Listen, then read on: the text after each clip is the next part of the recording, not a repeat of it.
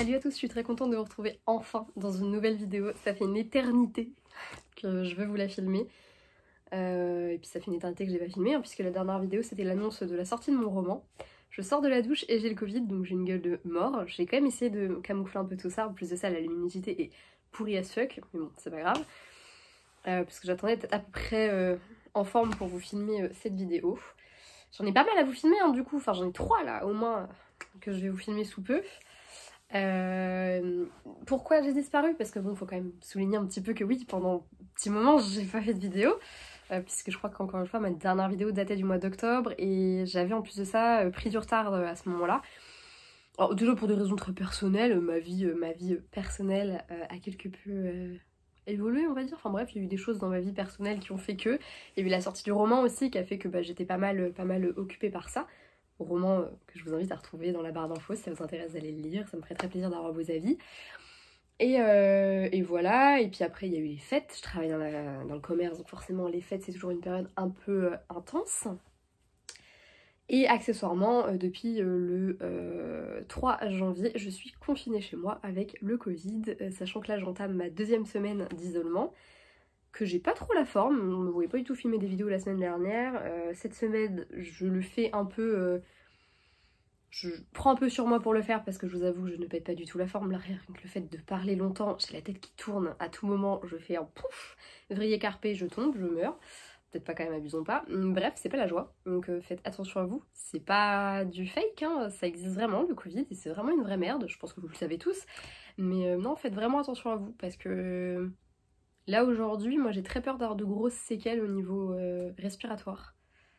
Ça me fait un peu peur, je vais être très honnête avec vous, et je me suis fait très peur aussi pendant que j'étais malade, et pourtant, je pense avoir eu une version assez soft du Covid quand même. Donc non, je me suis fait peur au point que mon mec me réveillait dans la nuit parce qu'il croyait que je respirais plus. Voilà, donc non, pas ouf quoi. Bref, cette petite intro, une fois voilà, que j'ai balancé tout ce que j'avais à balancer comme petite info, on va reprendre un peu où est-ce qu'on en était resté avec du coup un update lecture dans lequel j'ai 3 romans à vous présenter. C'est mes 3 dernières lectures de 2021. D'ailleurs, bonne année 2022, je l'ai pas encore dit, mais je comptais faire un petit truc sur 2022 dans la vidéo bilan 2021, donc on parlera un peu plus de cette nouvelle année qui commence, mais bonne année quand même, même si je trouve ça un peu bidon de souhaiter une bonne année alors que pour l'instant on est tous dans le flou, qu'il y a des cas contacts partout et des contaminés partout et que pour l'instant on n'en voit vraiment pas le bout, et je vois pas trop d'intérêt à nous souhaiter une bonne année alors qu'on sait très bien que ça va être aussi pourri que les 2 précédentes. Mais bon, voilà. Du coup je vais vous présenter 2 romans que j'ai lus au mois de novembre, un que j'ai lu au mois de décembre, puisque j'ai très peu lu au mois d'octobre, j'ai pas lu du tout.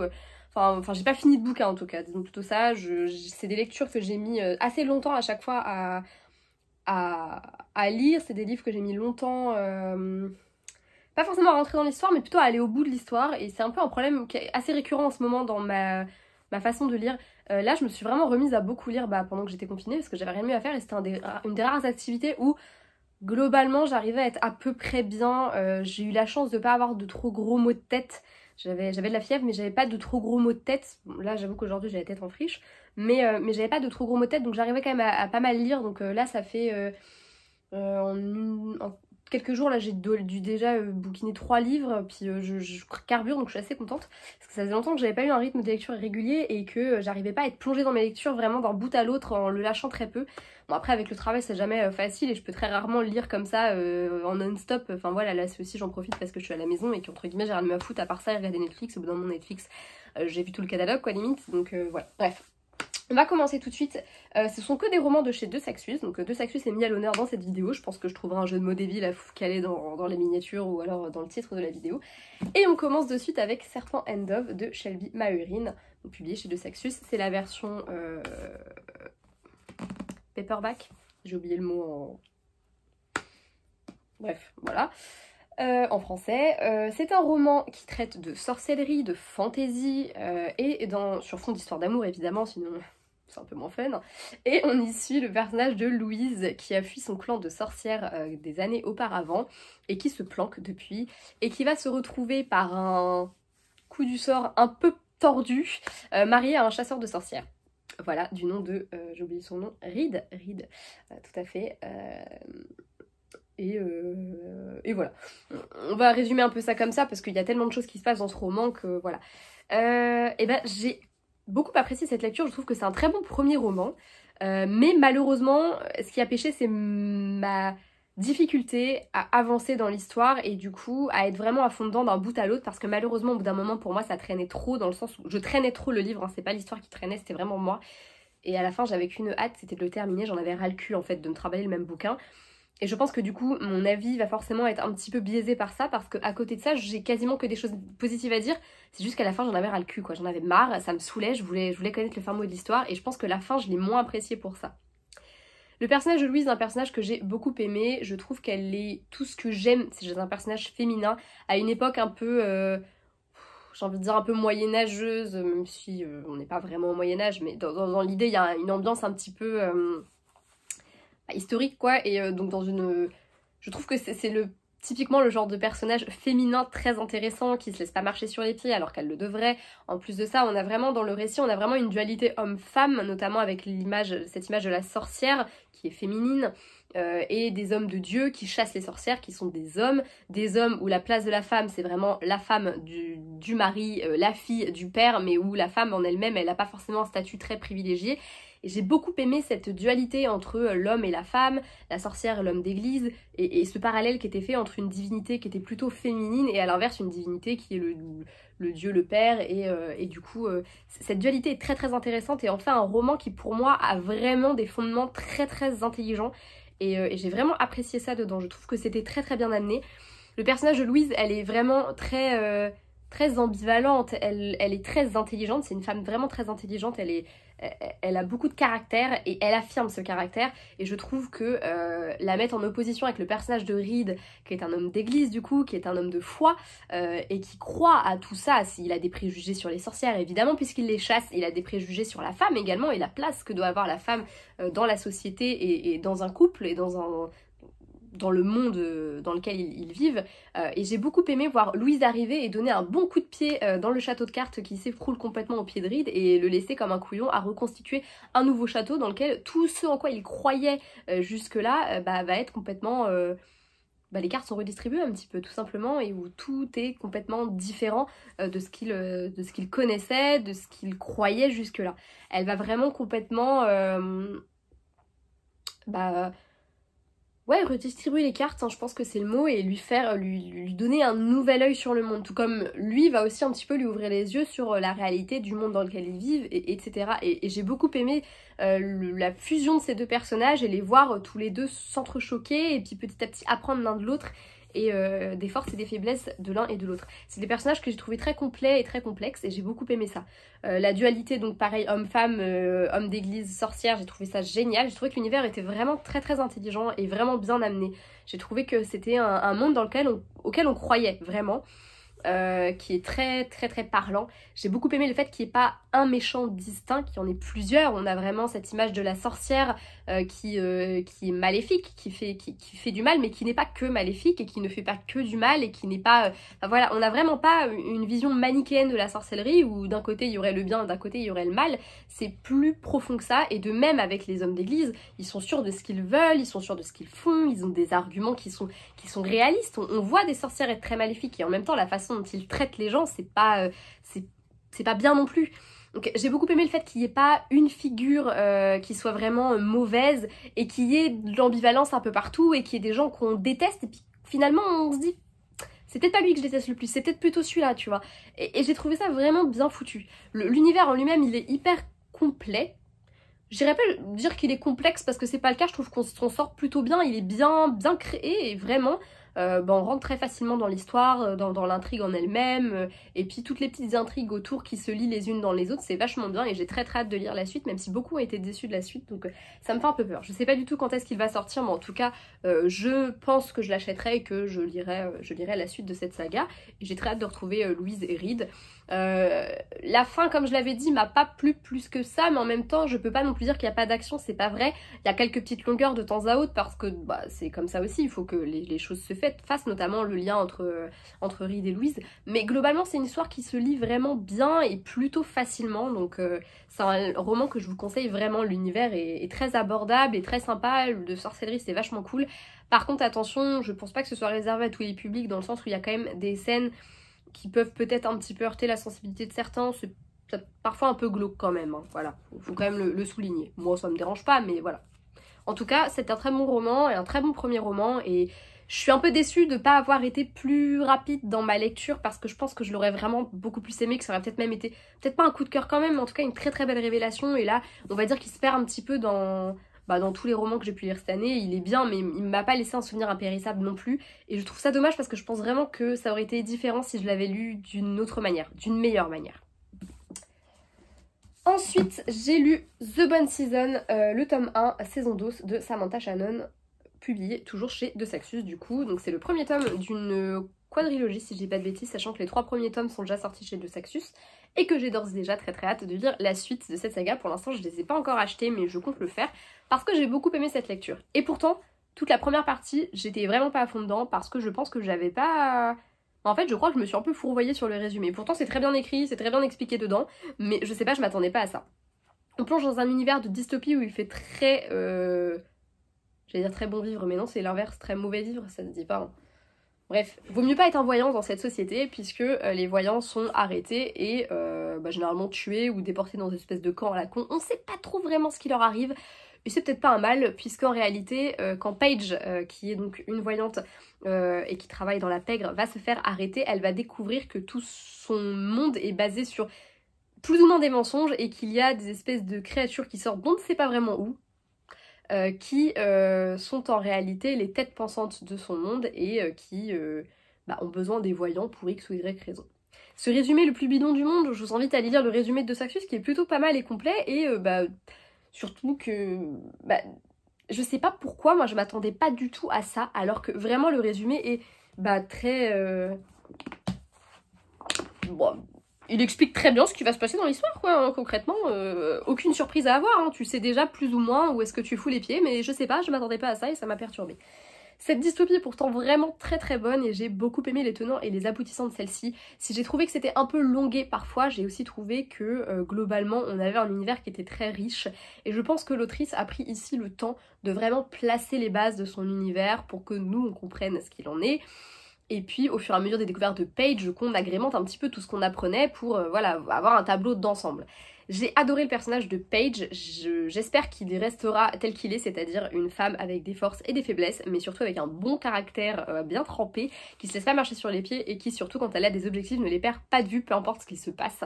Elle est très humaine malgré beaucoup de choses, et j'ai beaucoup aimé cette qualité chez elle, notamment à un moment donné elle est avec d'autres personnes, du coup, bon, je pense qu'on peut les appeler des esclaves, hein, des voyants, tout ça, enfin... Ils sont tous réunis, et j'ai beaucoup aimé l'humanité dont elle faisait preuve au sujet des autres personnes qui étaient là, contrairement à d'autres qui, eux, ne faisaient pas beaucoup preuve d'humanité et ne voyaient que leur petit bonheur et puis leur petite chance de survie à eux. Et j'ai beaucoup aimé ça. J'ai moyennement apprécié de prime abord toute cette histoire autour de ces créatures qui n'étaient pas vraiment humaines, mais qui avaient des caractéristiques humaines, mais qui étaient supérieures aux humains, et qui du coup étaient un peu derrière tout ça. J'ai eu un peu plus de mal avec... Comment ils disent aussi ? Je sais pas. Bref. Ah oui, une race venue d'un autre monde. Voilà. Mais bref, j'ai eu un peu de mal avec cette partie-là au tout début, puis petit à petit, en fait, je me suis laissée complètement happer par le truc. J'aime beaucoup cette perspective d'humains qui sont asservis et qui utilisent les voyants, alors que jusque-là, on fait croire à l'humanité entière que... Enfin bref, il y a vraiment plein de secrets, en fait, et j'ai beaucoup aimé ça, ces petits secrets un peu de gouvernement, etc. Et de voir les humains qui, en fait, au final, étaient rien du tout face à ces créatures, et étaient traités comme rien du tout, d'ailleurs, par ces créatures. Et j'ai trouvé que c'était vachement intéressant et hyper bien foutu. Mais c'est vrai qu'au début, j'avais un peu de mal avec ça. Je sais pas, j'étais pas du tout dedans. Comme je vous dis, vraiment, c'est assez drôle parce qu'à l'inverse de Serpent and Dove, où au début j'étais complètement à fond dedans et après j'ai un peu lâché le truc et du coup j'avais du mal à trop bouquiner, là ça m'a fait l'effet inverse. Au début, j'étais pas du tout à fond dedans. Déjà parce que je pense que passer d'un truc futuriste, enfin non, d'un truc plutôt de fantasy qui se passe dans un temps un peu moyenâgeux à un truc futuriste, puisque l'histoire ici se passe en 2059, forcément au début ça heurte un petit peu, Et donc je pense que déjà c'était peut-être pas l'idée du siècle. Et puis j'avais beaucoup de mal à avancer, à rentrer dedans, etc. Et puis bah, comme en plus c'était pas ce que je m'attendais à lire, j'étais un peu... voilà, après j'ai lu le résumé, je me suis dit, bah t'es con ma pauvre fille, c'était écrit, donc fallait t'attendre à ce que ce soit ça. Mais toute la seconde partie, je l'ai dévorée, il y a beaucoup d'action. Après oui, il y a des moments un peu plus lents quand même, mais quand il y a de l'action, ça pète de tous les côtés, ça ne s'arrête jamais. Et j'ai beaucoup aimé le final, je l'ai trouvé vraiment bluffant et j'ai très hâte de lire la suite et en même temps ça me terrifie. Je ne sais pas pourquoi, je suis terrifiée par l'idée de lire la suite parce que je pense que ça va être un peu le bordel. Et même si j'ai très hâte de voir ça, j'ai un peu peur de ce que ça va donner. En tout cas, c'est un roman que je vous conseille, la plume de Samantha Shannon est juste divine. Et bah comme pour celui précédent, je trouve que en termes de coquille, parce qu'on sait que de Sexus c'est des pros pour ça, là je viens d'en finir un il y a pas longtemps et franchement j'étais excédée à la fin de ma lecture, je m'avais ras le cul tellement ça me gonflait. Bref, je trouve qu'au niveau de la traduction, ma foi, on n'est pas trop mauvais, il n'y a pas de trop gros... Enfin, en tout cas, ça n'a pas gêné ma lecture, ça ne m'a pas donné l'impression qu'il y avait des soucis dans la traduction, qu'il y avait des soucis dans l'intrigue, que la narration, elle en pâtissait. Donc plutôt une bonne lecture, et vraiment, je vous conseille cette saga, elle est plutôt cool. Même si, encore une fois, je pense pas que ce soit à foutre entre toutes les mains non plus, il y a encore des scènes qui peuvent heurter, pareil, la sensibilité. Et accessoirement, c'est vraiment un univers qui est assez complexe, et j'ai hâte d'en savoir plus. Troisième et dernier livre que j'ai à vous présenter, il s'agit de Laure de Alexandra Bracken, dans lequel on va suivre Laure justement. Une jeune fille qui, comme tous les 7 ans, devrait participer à l'Agon. L'Agon, qu'est-ce que c'est? Eh bien, c'est quand tous les descendants des héros de la mythologie grecque se retrouvent à chasser les dieux grecs qui ont été expédiés sur la terre et dans des corps de mortels, voilà, pour essayer de récupérer leur pouvoir. C'est une punition divine de Zeus pour punir ses enfants qui n'ont pas été très cool. Voilà, voilà. Seulement, Laure, depuis le massacre de toute sa famille, elle a complètement abandonné tout ça, jusqu'à ce qu'un de ses anciens amis vienne réclamer son aide, et également que la déesse Athéna, ni plus ni moins que la déesse Athéna, ne vienne réclamer également son aide, puisqu'a priori il y a un nouveau dieu. Donc c'est-à-dire qu'en fait quand un dieu se fait tuer, la personne qui l'a tué récupère son pouvoir et devient un nouveau dieu, donc prend sa place. Donc un nouveau dieu est en train de semer la terreur et compte bien tout déglinguer au niveau de l'Agon, et foutre un peu la merde, hein, concrètement. Appelons un chat un chat. Voilà, voilà. Bref, ce roman est une putain de bombe, mais j'avoue que j'ai pas trop aimé la fin. Alors, la fin en elle-même, si, je l'ai bien aimée. Ce que j'ai pas aimé, c'est le petit truc à la fin, le petit moment un peu d'intervention divine là qui fait que ah bah non, ce problème-là, c'est bon, t'as plus à t'en soucier. Je trouvais que c'était beaucoup trop facile et ça m'a un peu gavée. Voilà, voilà, et du coup ça fait que bah là aujourd'hui quand je vous en parle, bah, j'ai pas forcément envie de vous dire que du bien du roman. Voilà. Non, blague à part, l'univers est vraiment super bien, j'adore tout ce qui est mythologie grecque, vous le savez peut-être maintenant parce que je pense que je vous en ai rebattu les oreilles à plusieurs reprises, mais je suis très fascinée par la mythologie grecque. Voilà, en plus de ça j'ai pas mal étudié cette période-là, j'ai fait du grec, etc. Donc grec ancien, évidemment, sinon c'est pas drôle.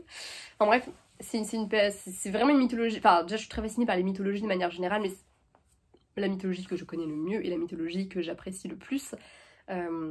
Du coup forcément le plot du bouquin me plaisait beaucoup et j'ai carrément foncé dedans avec grand plaisir et j'ai passé un très bon moment de lecture. Le personnage de Laure est très intéressant, j'ai trouvé que l'idée du récit était vachement intéressant également, j'ai trouvé que l'intrigue était géniale, il y a toujours de l'action, il y a des rebondissements, on s'y attend pas, c'était vraiment sympa. Après j'ai trouvé qu'il y avait vraiment des facilités dans certains trucs, notamment des histoires romantiques qu'on voit venir à 3 km, les liens entre les personnages qui parfois, ouais bon, ok. Accessoirement, et je ne sais pas si c'est un problème de traduction, mais parfois j'ai eu un peu de mal avec la narration, comme c'est le problème que j'ai eu sur d'autres romans de chez De Sexus, je suis tentée de dire que c'est un problème de traduction, qui fait que des fois je trouvais que c'était assez lourd, les phrases étaient lourdes, la narration du coup en pâtissait énormément et faisait que parfois je trouvais que c'était long pour pas grand chose et ça m'a gavé. Et c'est encore plus le cas dans un livre que je viens de terminer là, de chez De Sexus d'ailleurs, et où je me rappelle avoir vraiment eu ce sentiment de lourdeur parfois. Et je pense que c'est vraiment un problème de traduction parce que c'est à chaque fois le problème que j'ai avec des romans de chez De Sexus. Et après en effet en lisant des avis je vois qu'il y a des soucis au niveau de la traduction. Là en l'occurrence je me rappelle pas si j'ai lu des trucs à ce sujet, mais voilà, je trouvais que du coup voilà il y avait quelques facilités, il y avait ça, et c'est dommage parce que à côté de ça c'est un très bon roman je trouve. Le fait que ce soit un one shot déjà je trouve ça plutôt cool, j'aime vraiment le concept de one shot dans des univers comme celui-ci. Je trouve que parfois bah, ça se suffit à lui-même et ça évite d'avoir encore des sagas de commencer de partout. Voilà, j'ai vraiment apprécié le côté one shot, d'avoir une histoire avec un début et une fin, et fin quoi, fin. J'apprécie vraiment ça, parce que des sagas il y en a 1000, il y en a 100 et au bout d'un moment on ne s'en sort plus, et voilà pour le coup c'était un gros plus du roman je trouve. À côté de ça, encore une fois ouais il y a quand même ces petits bémols qui font que cette lecture n'est pas un coup de cœur, mais c'est un roman que je vous conseille mais tellement. On voit que l'autrice elle manipule très bien la mythologie grecque, elle sait très bien créer un univers d'un truc qui existe déjà. Il y a plein de références à des mythes, il y a même des questions très féministes en fait qui sont abordées, notamment à un moment donné il y a Laure qui confronte Athéna à des choix qu'elle a pu faire et des choses qu'elle a pu faire dans différents mythes, et j'ai trouvé ça super intéressant. Je crois que c'est un des moments qui me reste le plus gravé dans la tête parce que j'ai trouvé que c'était vachement bien foutu, et étonnamment je n'ai pas du tout eu de mal à me sentir concernée en fait par cette discussion et à me dire putain ouais c'est vrai elle a pas tort, et à reconsidérer certains mythes que jusque là bah voilà je connaissais mais je m'étais pas posé plus que ça les questions, et j'ai trouvé ça vachement intéressant. Je trouve qu'il y a des questions qui sont amenées qui sont très bien amenées, que les réécritures qui peuvent avoir lieu sont très bien faites, et que globalement c'était vraiment un bon roman. Et ce concept un peu à la Hunger Games et tout ça moi j'adore, et je trouve que non vraiment c'était vraiment cool. Pareil que pour les deux autres, par contre, faut avoir le cœur un peu bien accroché parce qu'il se passe quand même des choses pas toujours cool. Et voilà, un peu déçu par contre qu'à certains moments il y ait vraiment eu des moments un petit peu trop faciles à mon goût, et des choses un peu trop obvious. Et je trouve ça un peu dommage. Pour moi, ça a un peu gâché le truc. Mais globalement, c'était vraiment une très très bonne lecture et je vous conseille du fond du cœur ce roman. Du coup c'est tout pour cette vidéo, c'était donc les 3 dernières lectures de mon année 2021. Comme je vous le dis j'ai très peu lu en 2021, enfin fin 2021 en tout cas, puisque au mois de septembre j'avais lu pas mal, hein, mais après bah, c'était un peu barré en cacahuète. Voilà. J'espère que cette vidéo vous aura plu, je vous fais de très gros bisous et je vous dis à bientôt. Salut!